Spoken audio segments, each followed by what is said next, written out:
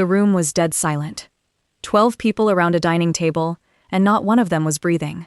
My mother's face had gone completely white. My brother Derek had stopped mid-sentence, his fork frozen halfway to his mouth. The family attorney, a man named Gerald Howell, who had been handling our family's legal matters for over 20 years, was gripping the edge of his seat like he was bracing for a car crash. And I was standing at the end of the table, holding a single piece of paper, my voice completely steady for the first time in months. I said, "Would you like me to keep reading, or does someone want to explain why this version of my father's will is different from the one presented in probate court? I want to tell you something." 6 months before that moment, I didn't even know there were 2 versions of the will. I didn't know my father's business was worth nearly $3 million.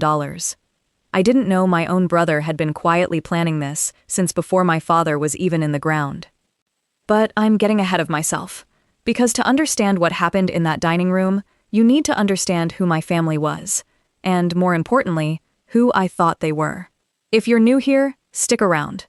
This one goes places I still can't fully believe actually happened to me. And if you've ever felt like your own family saw you as less than, hit that subscribe button, because you're not going to want to miss where this ends up. My name is Claire, and I'm 34 years old. I grew up in a mid-sized town in Ohio. Not rich, not poor, just steady. My father, Robert, ran a small manufacturing company called Hartfield Components. Industrial parts, nothing glamorous, but it kept a roof over our heads and food on the table for my entire childhood. My mother, Diane, worked part-time at a school district office for years, until my father's business started doing well enough that she stopped working altogether. And then there was Derek. My brother is 38, 4 years older than me. And from the time we were children, the rules in our house were quietly, consistently different for him. Not in a dramatic way, not in a way you could point to and say, "Look, there it is." It was subtle. He got the car when he turned 17. I was told to save up for one. He dropped out of college twice, and both times my parents quietly covered his debts without ever mentioning it again. I graduated, paid off my own student loans, got a teaching certification, and started a job teaching middle school science that I genuinely loved. My parents were proud of me. They said so. But there was always this unspoken understanding that Derek needed more help, that he was somehow more fragile, and my job, without anyone ever actually saying it, was to need less. I was good at it. I got very, very good at needing less. Looking back, that's exactly what they were counting on. My father had a heart attack on a Tuesday in March. He was at his office. He was 67 years old, and by the time the ambulance arrived, he was already gone. I got the call from my mother at 6:14 in the morning. I remember the time because I had just made coffee and was standing by the kitchen window watching a bird on the fence outside, and then my phone rang, and that bird flew away, and everything was different. I drove 6 hours to get home. The house felt wrong when I walked in. Too quiet, too clean, like my mother had been organizing things instead of grieving. Derek was already there, sitting at the kitchen table with a coffee mug that said "World's Greatest Dad," my father's favorite mug, and I remember thinking, why is he using that mug right now? I told myself I was just raw, that grief makes you paranoid, that I was looking for something to feel upset about because being upset about the mug was easier than feeling the real thing. I told myself that. But that detail, Derek sitting there, calm, drinking from my father's mug, the morning after he died, never completely left me. The funeral was on a Friday. About 2 weeks later, my mother called and told me that Gerald Howell wanted to meet with all of us to discuss my father's estate. She said it casually, like she was mentioning a dentist appointment. I asked if Derek would be there. She paused just a half second too long. Then she said, "Of course." Gerald Howell's office had dark wood furniture, framed law school diplomas, leather chairs. The kind of room designed to remind you that the adult in the room is someone other than you. Gerald walked us through it in the practiced tone of a man who had done this 1,000 times. My mother would retain the house and my father's personal accounts. Derek would inherit the business, Hartfield Components, along with the associated property, equipment, and client contracts, and I would receive $15,000. Gerald kept talking, but I stopped hearing him after that number. $15,000. My father had built that business over 30 years. He had worked 6 days a week for most of my childhood. He had told me, the few times we talked about the future, that he wanted to make sure both his children were taken care of. He had used almost those exact words. $15,000. I looked at Derek. He was nodding slowly, hands folded on the table, like this was information he had already processed. Maybe that's what hit me first, not the number itself, but the calmness. The total, practiced calm on my brother's face. I drove home in a fog. I told myself there must be a reason. Maybe the business wasn't worth much. Maybe my father had made decisions I didn't know about. Maybe I was being selfish for even feeling this way. But that night, I couldn't sleep. I kept hearing my father's voice from years ago, sitting on the back porch while I was home from college, him telling me he was proud of me, that he knew I'd always land on my feet, but that he was going to make sure I had something solid underneath them. He had said that. I wasn't imagining it. I wasn't asking the right question yet. The question wasn't why the will said what it said. The question was, when was that will actually written? 3 weeks after the reading, I went back to my parents' house to help sort through my father's belongings. My mother was at a neighbor's for most of the afternoon, and I was alone in his study. I wasn't looking for anything. I want to be clear about that. I was putting books into boxes, going through his desk drawers for things worth keeping, old photographs, notes in his handwriting, the small, ordinary evidence of a person who had existed. In the back of the bottom drawer, tucked inside a larger folder, I found a manila envelope, unsealed. I almost set it aside without opening it. Almost. Inside was a letter, handwritten, on my father's personal stationery. The kind with his initials embossed at the top that my mother had bought him years ago and that he almost never used. It was dated 8 months before he died. I read it twice standing at his desk before I had to sit down on the floor. It wasn't addressed to anyone. It read more like notes to himself, reminders of decisions he had made or intended to make. He always made bullet points, and one of them read, "Updated will, C. Mercer, Scepter divides Hartfield equally. Claire and Derek, 50-50. Do not leave with Gerald. Gerald is Diane's." I sat with that sentence for a long time. Gerald is Diane's. Gerald Howell, the family attorney. The man who had just handed me a check for $15,000 while my father's company sat across the table and went to my brother. Gerald is Diane's. And then, who was Mercer? I didn't say a word to my mother that afternoon. I photographed the letter on my phone, put it back exactly where I found it, and drove home. I didn't sleep that night either, but this time it wasn't grief keeping me awake, it was math. If the business was divided equally, that was one thing. But I needed to understand what the business was actually worth. At the meeting, Gerald had mentioned an estimated value of roughly $200,000. He had said it the way you say a thing you hope no one questions, briefly, confidently, and moving on. Something in my gut said that number was wrong. I spent the next 4 days making calls. I know that sounds simple, but every call felt like I was officially deciding that my family had lied to me, and some part of me wasn't ready to know that for certain yet. I found a business appraiser through a professional directory. I explained I was trying to understand the fair market value of a small manufacturing company. I gave him the basic details: number of employees, years in operation, industry, the rough revenue ranges my father had mentioned over the years. He called me back 2 days later. He said, based on what I'd described, the estimated valuation range for a business like that would typically be somewhere between $1.8 and $3 million, possibly higher, depending on existing contracts. I asked him to repeat that. 1.8 to 3 million, not 200,000. I was quiet for so long that he asked if I was still on the line. I said, yes, I'm here. But I wasn't, really. I was back in that attorney's office, watching my brother nod calmly at a mahogany table, thinking about how my mother had paused exactly a half-second too long when I asked if Derek would be there. This wasn't a mistake. This was a plan. I made one error at this point.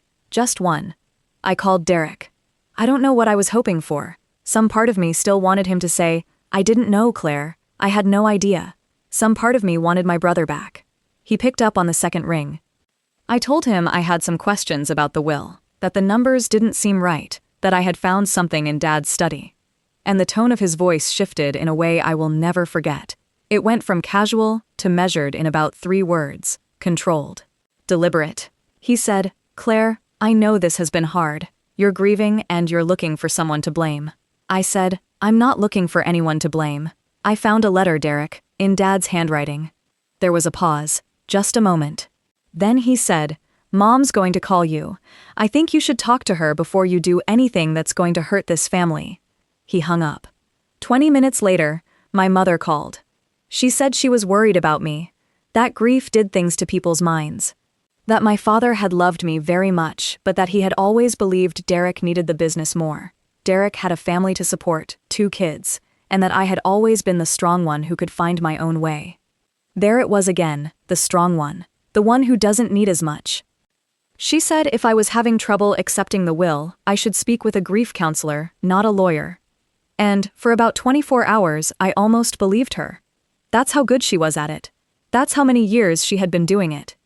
But then I remembered. The letter said September. My father had intended to see someone named Mercer in September. 8 months before he died, he had already decided that Gerald Howell could not be trusted with his real will.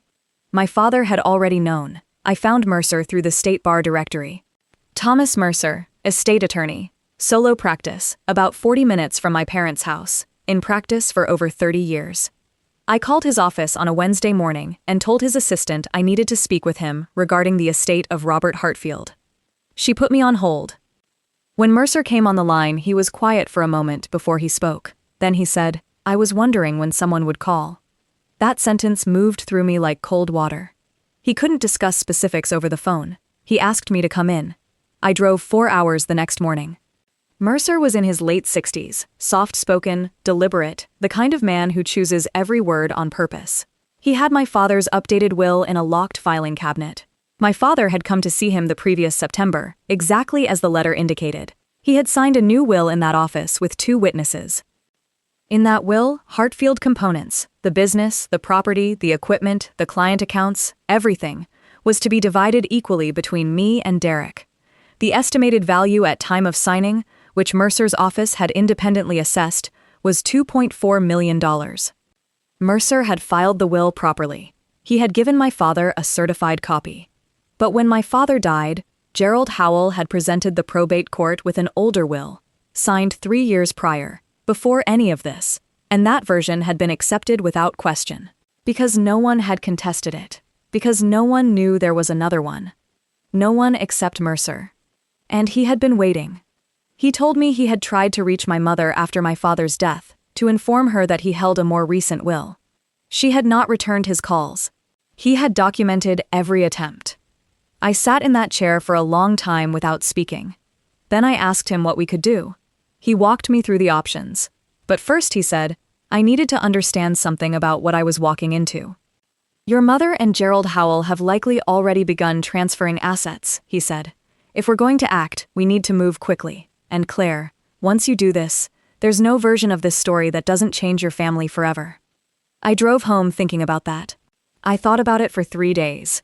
And then I thought about my father sitting at his desk, writing that letter to himself on stationery he almost never used, trusting that the right person would eventually find it. He had trusted me. I called Mercer and told him I was ready. We filed a motion to contest the probate within the legal window, citing the existence of a later, properly executed will. The filing triggered a mandatory review period and temporarily froze the transfer of the business assets, which, as Mercer had predicted, was already quietly underway. Derek called me 3 times in one day. I didn't answer. My mother sent a series of texts. The first few were appeals. They became colder with each one. The last read, "I hope you understand what you're doing to this family." I read that text probably 15 times. Because here's the thing about that sentence. It assumed I was the one doing something to the family. It completely skipped over the fact that what was being done to the family had started the day my father died, or maybe before. It assumed I was the disruption, the problem. I had been the problem my whole life in that house whenever I inconveniently needed something. Mercer suggested something I initially resisted. He said we could push through the courts, but it would take months, possibly over a year, and it would cost significant money in legal fees. Or, he paused here carefully, we could request a formal family meeting with both attorneys present, lay the evidence on the table, and give everyone the opportunity to acknowledge the situation before it became a public legal proceeding. Sometimes, he said, when people realize the evidence is airtight, they choose to avoid the publicity. I wasn't sure I trusted my family in the same room with me anymore. But then Mercer said something that shifted my thinking. The will is clear. The date is clear. The signatures are witnessed and notarized. You don't need a courtroom to win this. You just need everyone in the same room when you read it. When you read it. Not him, me. My father had trusted me to find that letter. My father had trusted me, his whole life, to be the strong one. Maybe, just this once, that was actually a gift. The meeting was set for a Saturday evening at my mother's house. She thought it was a settlement conversation, a chance to talk before the legal process escalated. Gerald Howell came as her legal counsel. Mercer came with me. A handful of extended family members were also there because my mother had apparently decided that having an audience would pressure me into standing down. I let her think that. I sat at the end of the table. Mercer sat beside me with a folder he didn't open. Gerald Howell spoke first, as I expected. He talked about my father's wishes, about family unity, about the emotional damage litigation does to grieving households. He was smooth, practiced. The kind of smooth that comes from years of talking people out of what they were owed while looking sympathetic about it. Derek sat across from me, arms crossed, not making eye contact. My mother sat at the head of the table, watching me with the expression I had seen my whole life. The one that said, "Be reasonable, Claire, be the good one." Gerald finished his remarks and turned to me and said, "I think we all want what's best for your father's legacy." I said, "I agree." I reached into the folder. I pulled out a single document, a certified copy of my father's updated will, signed in September, witnessed, notarized, filed with Thomas Mercer, estate attorney, $2.4 million in assessed assets, and a clear instruction that Gerald Howell was not to serve as executor of the estate. I said, "This is my father's will, the one he signed 8 months before he died, the one that was not presented to the probate court. I'm going to read it aloud." The room changed. My mother said, "Claire." I kept reading. I read every line, the date, my father's full name, the language dividing the company equally between his 2 children, the specific instruction regarding Gerald Howell. I read that part twice. Gerald had gone completely still. Derek unfolded his arms. His jaw tightened. My mother's face, the face that had held that calm, patient, slightly disappointed expression for as long as I could remember, cracked. Not dramatically, just at the edges, a tremor around her mouth, something behind her eyes that looked like fear. When I finished, I set the document on the table and looked at Gerald Howell directly. I said, "Would you like to explain why this will was not presented to the probate court? Or should my attorney explain it?" He looked at my mother. My mother looked at Derek. Derek looked at the table. Nobody spoke. Mercer quietly slid a second document across the table, a formal complaint, already filed, with the State Bar's Attorney Grievance Committee, citing Gerald Howell for potential fraud on the court. Howell's composure finally, visibly, broke. He said, "This is not what it looks like." Mercer said calmly, "That's fine. You can explain what it looks like to the Grievance Committee." I have to pause here because I've thought about this moment 100 times since it happened. If you had been sitting at that table, if you had just watched your own brother, your mother, and the family attorney realize they had been caught, what would you have done next? Stayed? Walked out? Said something to your brother directly? I genuinely want to know. Leave it in the comments below. What followed wasn't a dramatic courtroom scene. Real life doesn't usually give you that. Gerald Howell resigned from my mother's representation within 48 hours of that meeting. He chose to cooperate with the probate court's review rather than face the full weight of the bar grievance proceeding. The original probate order was vacated. My father's updated will was admitted as the controlling document. The final appraisal put Hartfield Components at approximately $2.6 million. It was divided equally between me and Derek, as my father had intended. Derek did not speak to me for 4 months. When he finally called, he didn't apologize. Not exactly. He said he had convinced himself it was fair, that he had told himself I didn't need it the way he did. He had kids, a mortgage, a struggling marriage. He said he had let our mother lead because it was easier.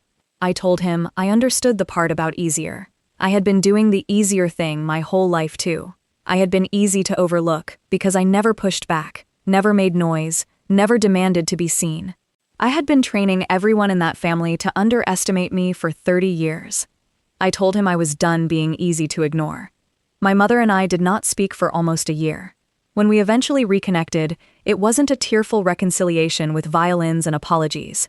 It was quiet, careful, like 2 people relearning a language they both used to speak, There are things about her choices I have accepted I will never fully understand. There are apologies she has never quite been able to give me. But I stopped waiting for the apology to decide how to feel about my own life. That, more than any dollar amount, was the real inheritance. I sold my half of the business to Derek 18 months later. He asked me to. He said he couldn't manage a company where every board meeting required looking across the table at me, knowing what he had tried to do. I understood that. I didn't love the business. I had never loved it. What I loved was what it represented. My father's 30 years of early mornings and late nights, his careful handwriting on that letter, his quiet belief that I would eventually figure it out. The money I received from the sale changed my life in real, concrete ways. I paid off the remainder of my mortgage. I set up a small scholarship fund at the school where I taught, in my father's name, for kids who wanted to go into STEM but needed financial help to get there. And I took 6 weeks off, the first real time off I had taken in my adult life, and traveled somewhere I had been putting off for years, telling myself I'd get there eventually, someday, when things calmed down. On the last night of that trip, sitting alone at dinner with a glass of wine and a view that I still can't fully describe without feeling something loosen in my chest, I thought about my father in his study, writing those bullet points on stationery he almost never used. He couldn't say it directly. The family dynamics were too tangled, too long established. Any direct conversation would have been smoothed over, redirected, turned back around on him. So instead, he wrote himself a note and tucked it in a drawer, and he trusted that the right person would find it. He trusted me, not because I was the strong one, not because I could handle more than anyone else, but because, somewhere underneath all of it, he knew I would eventually stop being willing to accept less than I deserved. I'm glad I finally proved him right. If you made it to the end of this, thank you, genuinely. I know this one gets heavy, and I know it takes a long time to get there, but I think some stories need that space to breathe.